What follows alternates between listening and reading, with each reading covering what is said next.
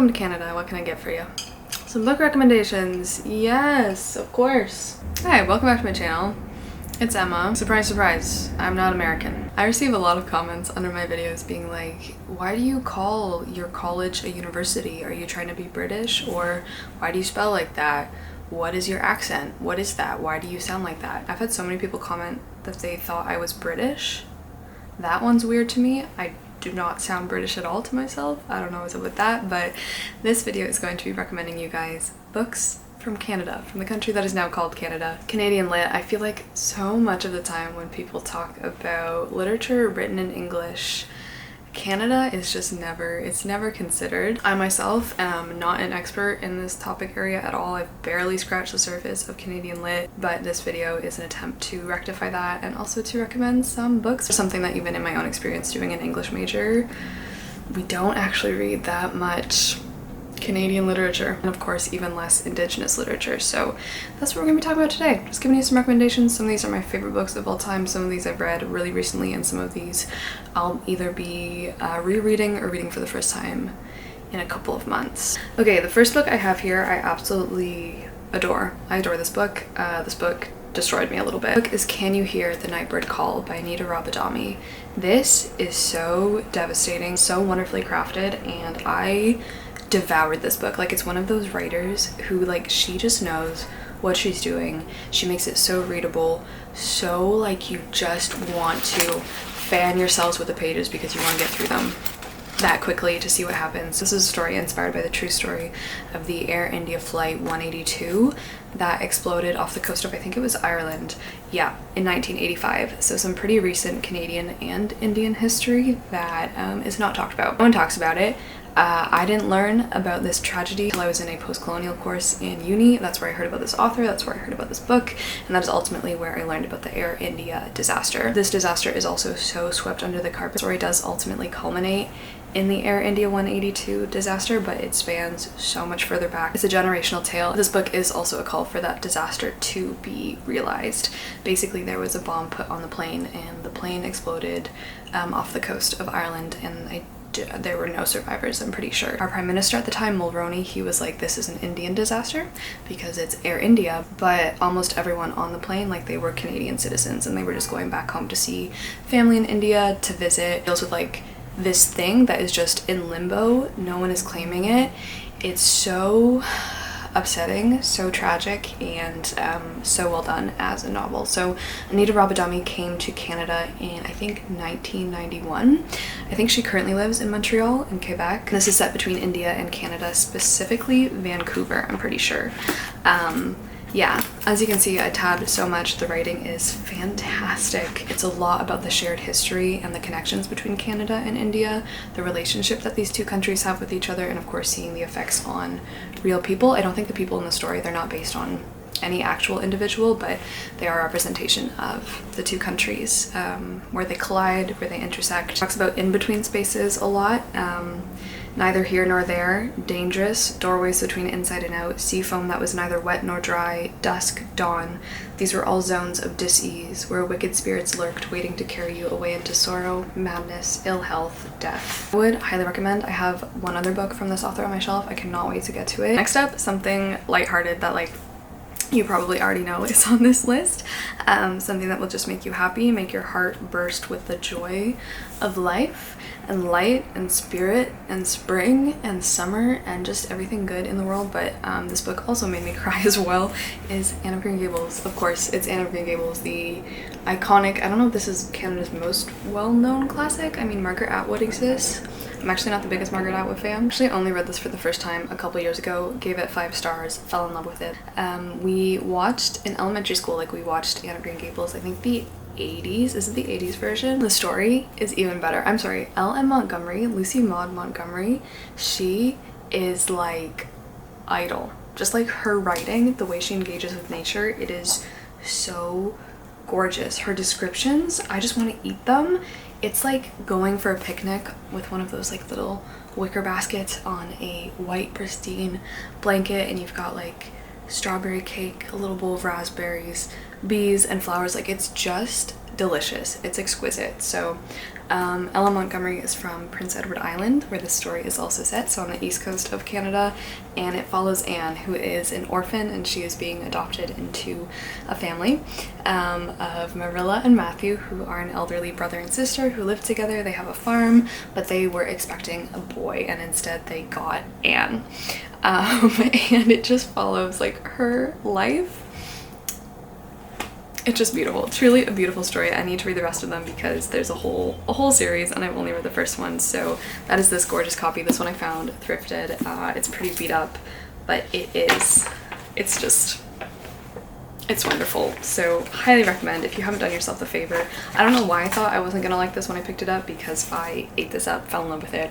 It's everything you could ever want and more. So that is Anne of Green Gables. So a very big thank you to the sponsor of today's video, because it is once again Babbel. If you don't know Babbel, let me babble on about it for a little bit, because Babbel is an online language learning app. It is proven to get you up and speaking a language in just under 3 weeks. Lessons are designed by real language teachers, so it's not like some weird program thing where they get you to say stuff like, I like grapefruits and monkeys. Ik komme aus Canada. Freddie is at a party, slip into his role.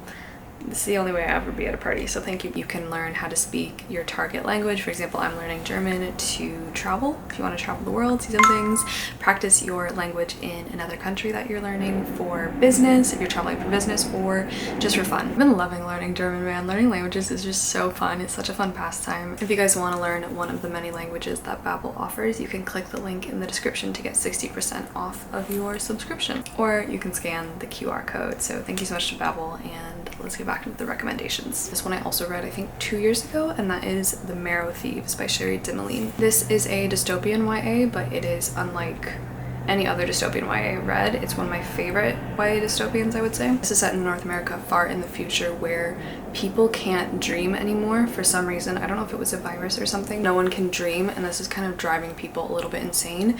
The only people who can dream are the indigenous people of North America. Of course, those in power are taking the marrow from indigenous people and using it to help them dream, because that's like the cure to their dreamlessness, to their state of being unable to dream, is taking indigenous people's bone marrow. You follow a 15-year-old and a few of his friends as they are trying to survive both in this world that is very different from our world, but also escape the recruiters who are trying to steal them, their bodies, their whole lives, to ultimately kill them for their marrow. This reads as so many different things. You can read this in so many different ways. I read this book as very as a big metaphor for residential schools, which is a very horrible part of Canada's history, because there are also in the Marrow Thieves like factories. I think they're called marrow factories, or are they just called factories? And that's where the recruiters work, and they round up all of the indigenous people, or as many as they can, and put them in these factories. I think they're traveling more and more north, if I remember correctly, meeting people along the way, meeting different groups of people, trying to find family members, friends.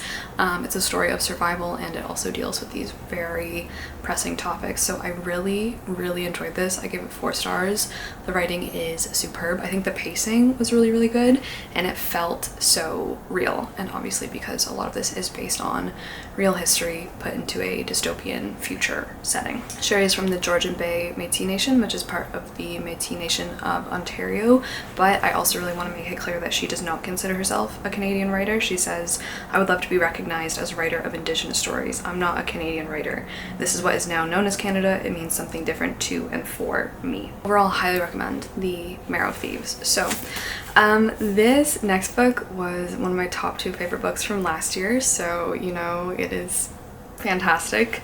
I found this book completely by chance in the province it is set in, because I was there visiting. You probably know what it is, but it is my beloved Icefields by Thomas Warton. This book, oh my god, I love this thing so much. Okay, so Icefields, 5 stars first of all. Second of all, one of my favorite books of all time. I love ice, snow, everything like that. Maybe I'm destined to, but no one else that I know here really likes those things. But Icefields is set in Alberta, in the Canadian Rockies, specifically in Jasper. We're also set on the Athabasca Glacier, and we followed this scientist. He studies glaciers. He's out on an expedition on the glacier, and he falls through a fissure. He's like hanging upside down, he loses consciousness, but also while he's down there, he sees something in the ice that he can't put into words, he can't articulate. And so every year, he kind of comes back to Jasper and obsessively like watches and marks and monitors the location where he fell into the fissure, and he's waiting for it to melt because of course the glacier is receding. So this book is so good. It is so much more than that. You follow a group of people who all come to Jasper for different reasons.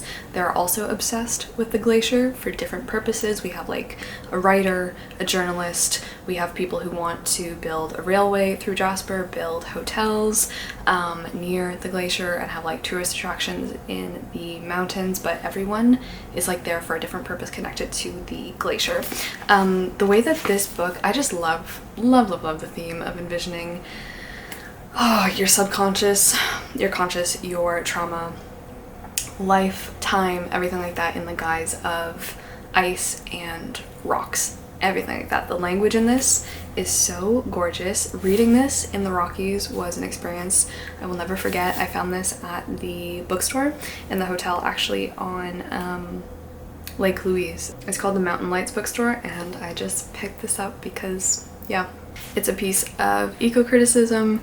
It deals with glaciers as characters because glaciers move, they talk, they leave marks, they remember, they hold things, they store things, they preserve things in ice. I'm obsessed with that motif. I just love it. I'm just obsessed with this book basically, so give this a shot.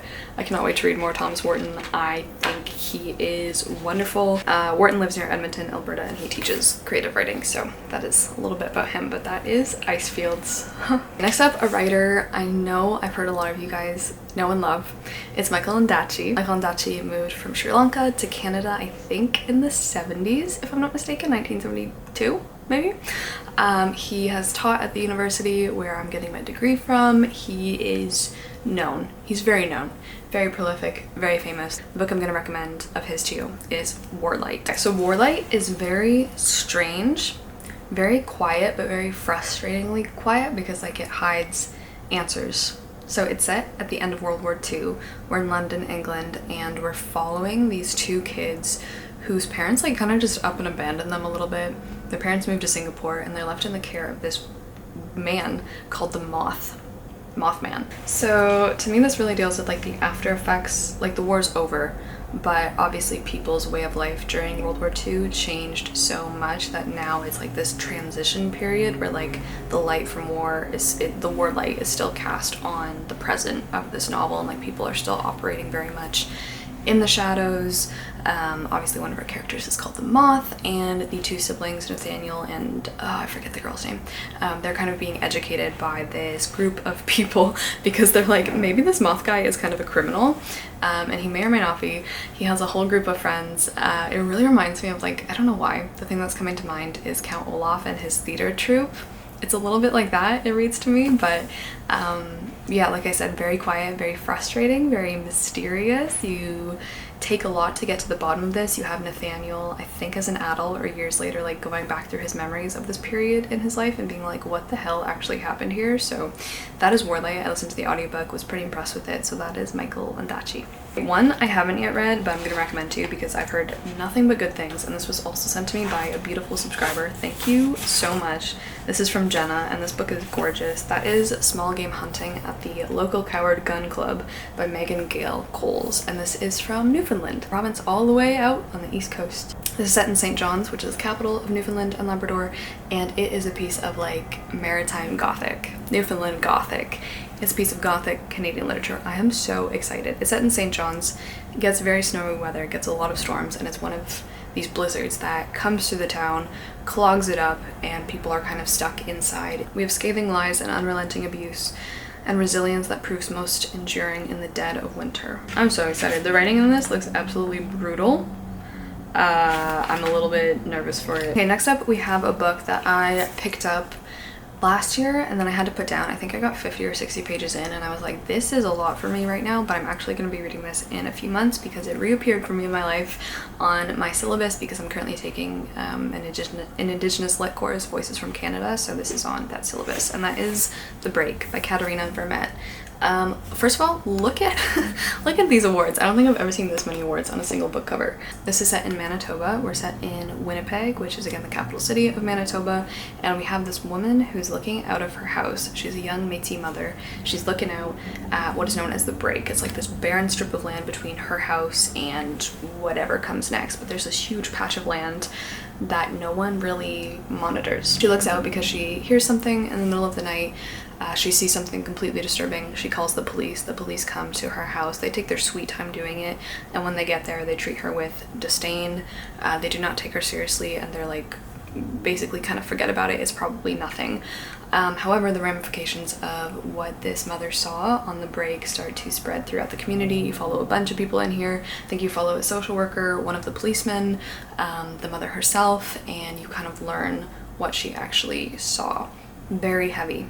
Very, very, very, very heavy. So this is the break. I'm a little bit nervous to get back into it because I didn't get to the end of the novel, although I do know what happens because, like, kind of when you're studying something, it almost inevitably gets spoiled for you, but I'm excited to read it nonetheless. So that is the break. And Vermette is a Métis writer from Treaty 1 territory, which is the heart of the Métis Nation in Winnipeg, Manitoba, where the story is set. Okay, I have another book for us, and I feel like this next book is one that I would recommend probably most particularly to my fellow Canadians, because a lot of it's kind of a rom-com humor, very funny, but it's also like very, very smart actually. But it comes with a lot of very specific Canadian references, a lot of references from the 90s, a lot of references to this province or like any amount of knowledge of this province, and also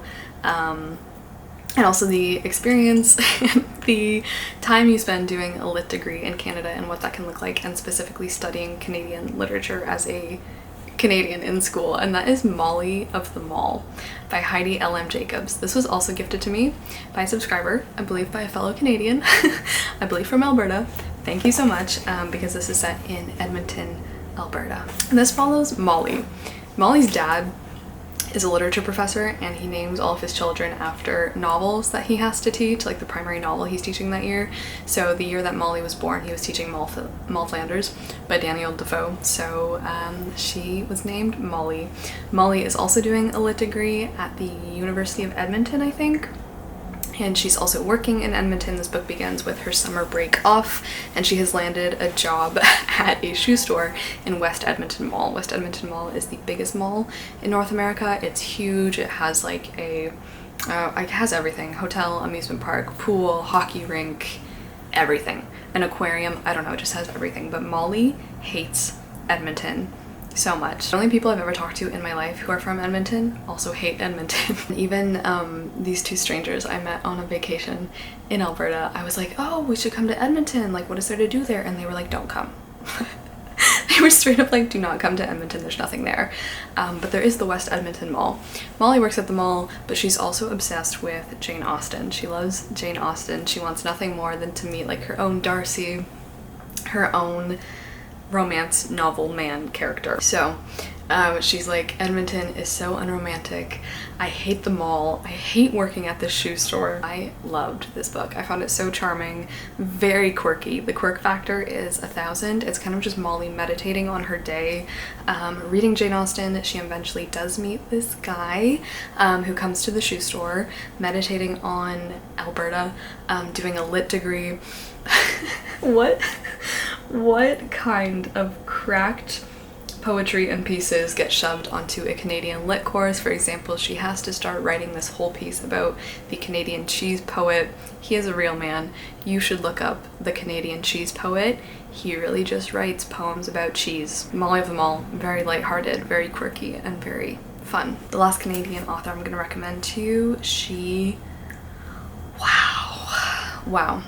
She's just, and that is Anne Carson. Oh my gosh. The joy I felt in my bones when I found out Anne Carson was Canadian. I was like, we live in the same country. I am honored. That's an honor. She's from Toronto, so it makes me hate the city a little bit less. And she has written such a body of work. She is a translator, she's a professor, she does a lot of work with ancient Greece. She's translated Sappho, she's translated Euripides, you name it, she's got her name on it, and she has made it into gold. The talent, the oh my god, it's just absolutely mind-blowing. So the one I put on here is Autobiography of Red. This is simultaneously a novel and a poem and a retelling of the Greek myth of Heracles and one of his trials, specifically to fight the red-winged monster. Ah, man, this book also made me bawl my eyes out. What she does with language. What she does with language. If you're interested in language, if you like it, if you hate it, Anne Carson is the person for you. She is incredible. This is also a love story. It's a tragedy. It's a study on what language is, what it can do, and of course like a retelling of the original myth. So I love it. I love it. And I discovered Anne Carson through Tumblr when I was like 12 or 13. I'd highly recommend you go out there, you meet her in the form of her novels. So that's Anne Carson. So those are my Canadian lit recommendations for you today. I'd love to do another version of these when I get a few more under my belt, especially because this year at school I am actually, or this semester, I'm going to be reading a lot of Canadian works. If you've read any of these, let me know. If you have any other Canadian lit recommendations for me, let me know, because like I said, I really haven't read that many. So thank you so much for watching, and thank you just for being here, and thank you to Babel for sponsoring today's video, and I'll see you guys very soon in my next video, whenever that will be, probably soon. So ciao.